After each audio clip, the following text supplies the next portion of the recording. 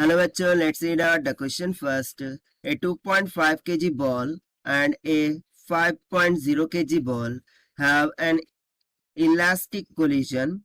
Before the collision, the 2.5 kg ball was at rest and the other ball had a speed of 3.5 meter per second. What is the kinetic energy of the 2.5 kg ball after the collision? So basically क्या बोल रहा है, इसको हम diagram के through understand करते हैं कि लेट्स सपोज कि कुछ इस तरीके से दो बॉल थे, ठीक है। ये वाला जो बॉल है ये 5 kg का है, ठीक है, और मैंने मान लिया ये 2.5 kg का एक बॉल है। इनिशियली ये रेस्ट पर था, यानी कि इसकी इनिशियल स्पीड क्या होंगी, 0 के बराबर, ठीक है। इसकी इनिशियल स्पीड 0 होंगी। और वहीं पर यदि मैं बात करूं 5 kg बॉल के बारे में, तो उसकी इनिशियल स्पीड यहाँ पर दे दिया है, that is u is equals to 3.5 metre per second के बराबर। अब क्या आता है, दोनों की दोनों पॉजिटिव एक्स डायरेक्शन में मूव करते हैं और एक दूसरे, यानी कि बेसिकली ये 5 kg बॉल इधर की साइड में मूव करता है और ये 2 kg वाले बॉल से क्या करता है, टकराता है, कोलिजन करता है। और यहाँ पर देखिए कोलिजन कैसा हो रहा है, इलास्टिक हो रहा है, यानी कि जो कोएफिशिएंट ऑफ रेस्टिट्यूशन होगा दैट इज ई, उसकी वैल्यू किसकी इक्वल होंगी, 1 की इक्वल होंगी। अब ये भी हमें यहाँ से पता चल गया। सो हमें बताना क्या है, आफ्टर कोलिजन ये जो 2.5 kg का बॉल है उसकी काइनेटिक एनर्जी क्या होगी, वो हमें यहाँ पर फाइंड आउट करना है। तो चलिए स्टार्ट करते हैं हम सॉल्यूशन से, but before of it's let's talk about the key concept which we are going to use here for this question. तो सबसे पहले तो मैं यहाँ पर सपोज कर लेता हूँ कि 2.5 kg का बॉल है, ठीक है, और ये 5 kg का बॉल है, एंड आफ्टर कोलिजन ये भी पॉजिटिव डायरेक्शन में, ये भी पॉजिटिव एक्स डायरेक्शन में मूव करता है। इसकी स्पीड हो जाती है v2 और इसकी स्पीड हो जाती है v1, ठीक है। सो हम फाइनली स्टार्ट करते हैं फिर यहाँ से। सो कॉन्सेप्ट हम क्या लगाएंगे, देखिए यहाँ पर कोई भी एक्सटर्नल फोर्स लग रही है क्या, नहीं। इट मीन्स दैट कि यहाँ पर हम कंजर्वेशन ऑफ मोमेंटम लगा सकते हैं, that is P i is equals to P of air. And second thing, हम जो कोएफिशिएंट ऑफ रेस्टिट्यूशन है, राइट, जो कि यहाँ से हमें पता चल गया जैसे कि इलास्टिक कोलिजन है, सो इलास्टिक कोलिजन के लिए कोएफिशिएंट ऑफ रेस्टिट्यूशन क्या होगा, 1 की इक्वल होगा। इसका भी हम यहाँ पर यूज कर लेंगे कॉन्सेप्ट का। एंड देन फाइनली मैं काइनेटिक एनर्जी का फॉर्मूला लगा दूंगा, दैट इज 1/2 mv का स्क्वायर। बट इसके लिए हमें आफ्टर कोलिजन ये जो 2.5 kg का बॉल है ना, उसकी स्पीड पता होनी चाहिए, ठीक है। सो हमें सबसे पहले तो उसकी स्पीड को क्या करना होगा, यहाँ पर फाइंड आउट करना होगा। तो इसके लिए यहाँ पर एक चीज कर लीजिए कि इसको v2 ना मानते हुए हम इनको इंटरचेंज कर देते हैं। सो इसको मैं v1 मानूंगा, इसको v2, ठीक है। अब चलिए फाइनली हम फॉर्मूला लिख देते हैं। पहले तो मैं यहाँ पर कंसेप्ट क्या लगाऊंगा, चेंज मोमेंटम का, conservation of momentum, that is P I will be equals to P of F. So ये हो जाएगा m1 u plus m2 u। सो इसको भी हम u1 u2 बोल देते हैं, that will be equals to क्या हो जाएगा, m1 v1 plus m2 v2। सो यहाँ से देखिए m1 कितना है, 5 kg मल्टीप्लाई बाय उसकी इनिशियल स्पीड कितनी है, 3.5 प्लस m2 कितना है, 2.5। वो रेस्ट पर है इसीलिए उसकी इनिशियल स्पीड क्या हो गई, 0।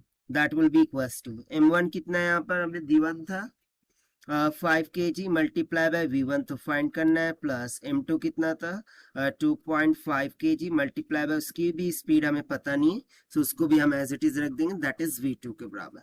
सो इसको हम यदि सिंप्लीफाई करें, सो रादर सिंप्लीफाइंग इट, हम इसको इक्वेशन नंबर फर्स्ट मान लेते हैं। उसके बाद हम यहाँ क्या करेंगे, जो हमने रेस्टिट्यूशन का यहाँ पर कॉन्सेप्ट लिखा था, जैसे कि इलास्टिक कोलिजन है, सो रेस्टिट्यूशन किसके बराबर है, 1 के बराबर।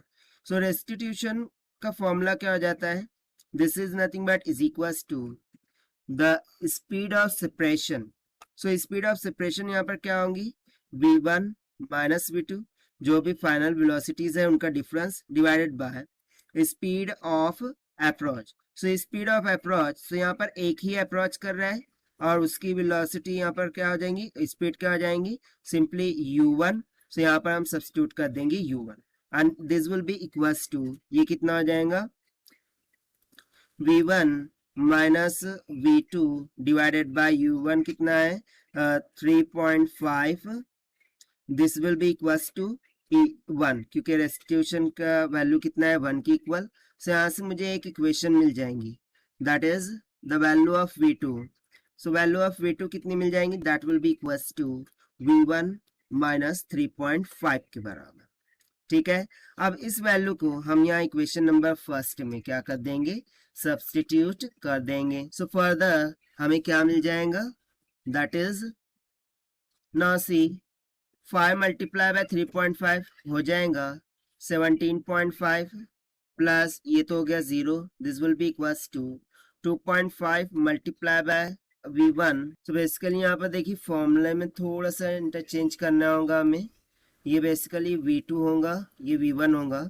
सो m1 कितना हो गया 5, v2 as it is plus m2 कितना हो गया 2.5 and v1 as it is. ठीक है, इसना इंटरचेंज कर लीजिए।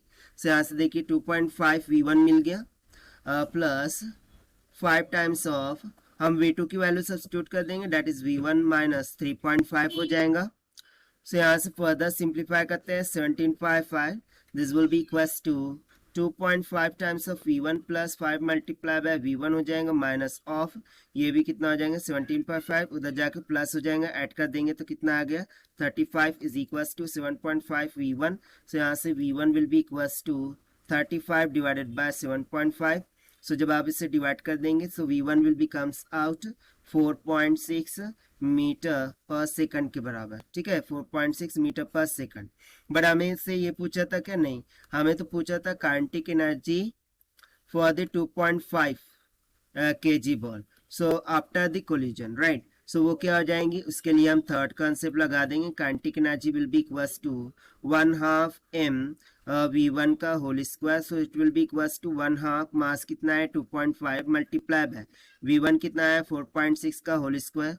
सो जब आप सिंप्लीफाई सॉल्व करते हैं सो ये 27.14 जूल के बराबर आ जाएगा, जिसको हम अप्रोक्सीमेट करके 27 ऑफ जूल लिख सकते हैं। ठीक है, so kinetic energy for 2.5 kg ball वो कितनी आ गई 27 जूल के बराबर, यही हमसे पूछा था, ये हो गया हमारा आंसर। और ये हमने सॉल्व किया by using the concept of conservation of momentum से। Now let us take the option. So option D will become correct. So this is the required solution. I hope you understood well. Best of luck. Thank you.